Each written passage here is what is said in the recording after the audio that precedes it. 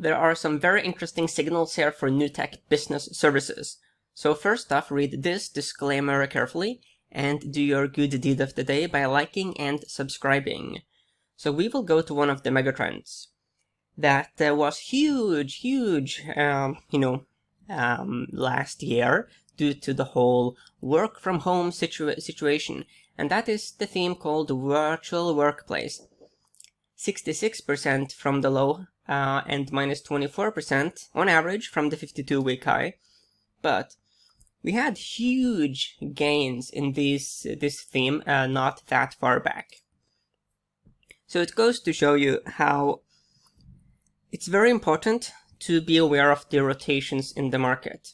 So we are going to look at, Newtek Business. They are in the broader, business services category. 119% here from the low. And minus 2, well, basically the closest one to the 52-week highs. There were some, when making this video, I had primarily two candidates. I had Ring Central that potentially could be an interesting bullish setup. And then I had Newtek Business Services that looks more, there's more interesting bearish opportunities. So here's the company's website. Here are their solutions. So, a broad portfolio here: loans, technology, web solutions, payments, insurance, payroll, and benefits. Broad, though this is certainly, very much available virtually. So yeah, it is in the virtual workplace business. Here is the chart. Weekly data points, and we can go very far back here. There's a lot of history for this stock, and something you can see here with price is that it has a tendency to move very big. Ever since the low of the global financial crisis, it became more stable. So here you have Looney Tunes. Just ridiculous. It was extremely fun for swing traders. You could go long, and all of a sudden you have like 1000% gain. From that high, it decided to have a spectacular, it is minus 81-ish% plunge. Yeah, but it's become more stable and developed these time cycles. You could argue that the initial major time cycle was more truncated. So let's do it like this. So, well, basically what we have here, it seems to be a truncated version of this. After that, then the time cycle became more nice and even. So the last two major time cycles, including this one, it's been nice. So you have these three smaller cycles within, and you see that there's a relatively nice match between price action and the time cycle. The third in line is this major one, and so far it is moving along, very strongly.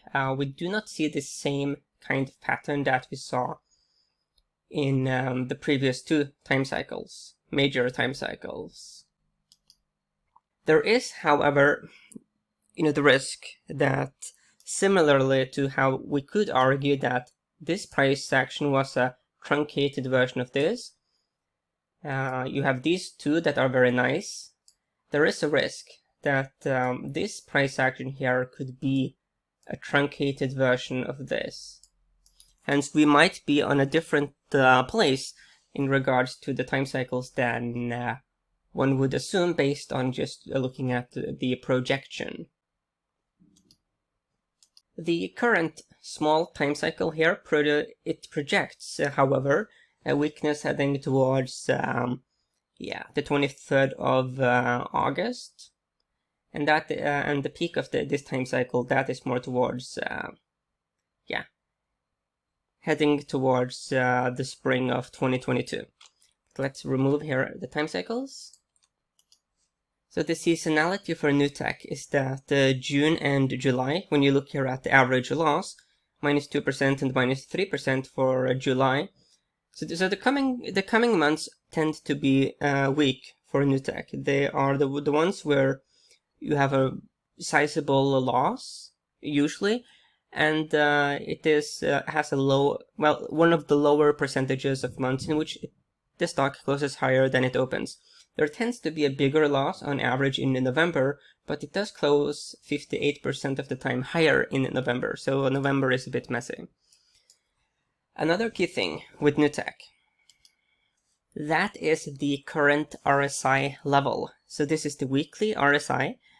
These pink arrows shows previous times we had this very excessive RSI. This instance, huge pullback here, major pullback here, a bit of a messy period, but in this instance we did grind higher.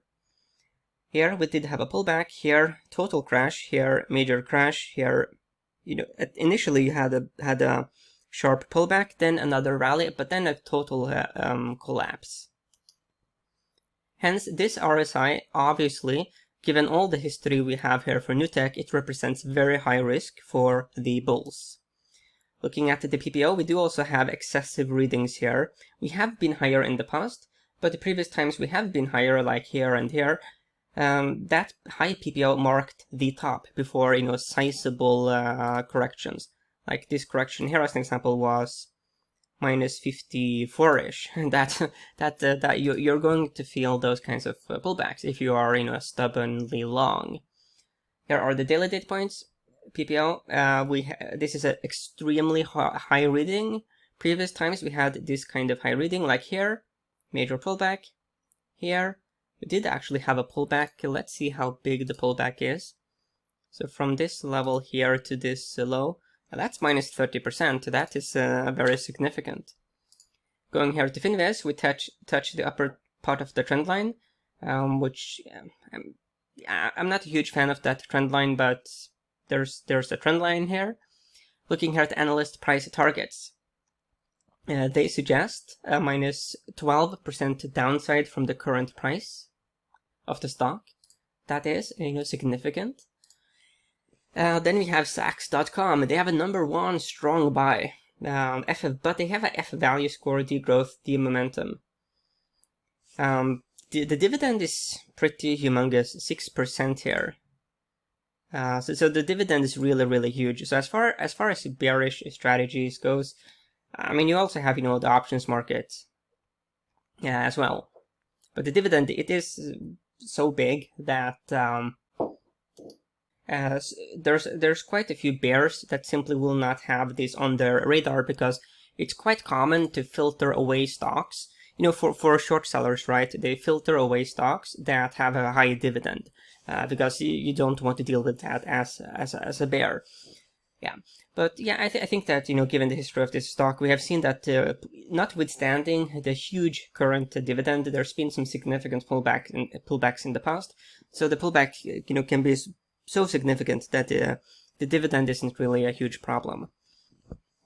So to sum up my take here on Newtek Business Services, I think that the theme is interesting. This is clearly an interesting company. The performance is good.